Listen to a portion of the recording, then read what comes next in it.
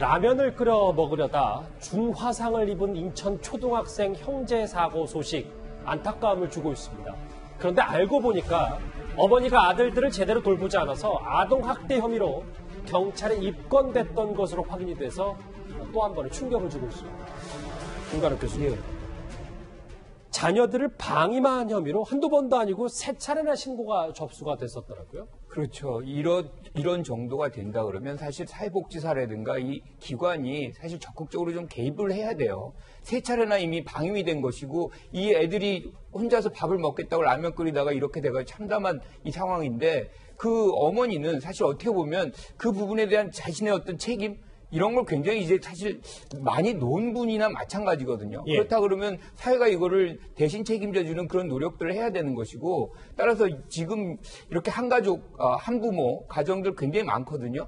특히나 지금같이 코로나 세대에는 이게 돌봄이 잘 안 되는 부분들이 굉장히 많아요. 그래서 이 사회복지를 하시는 분들이 보다 적극적으로 이런 지원을 할 필요가 있겠다 이렇게 생각합니다. 지금 아직도 중태입니다. 빨리 좀 회복이 좀 됐으면 좋겠다라는 생각. 이 뉴스 접한 분들 다 모두 그런 생각을 하실 텐데요.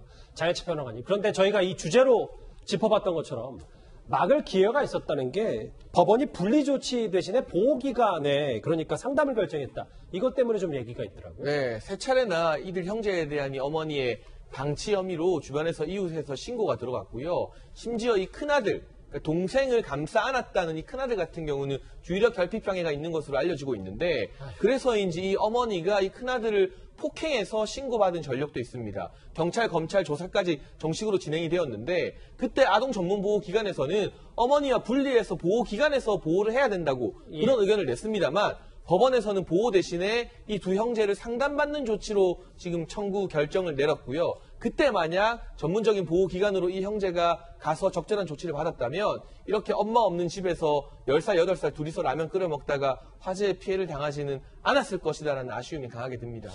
어서 빨리 회복이 돼야 될 텐데요. 일명 이른바 라면 형제를 불리는 인천 초등학생 형제 사고 소식 정리를 해봤습니다.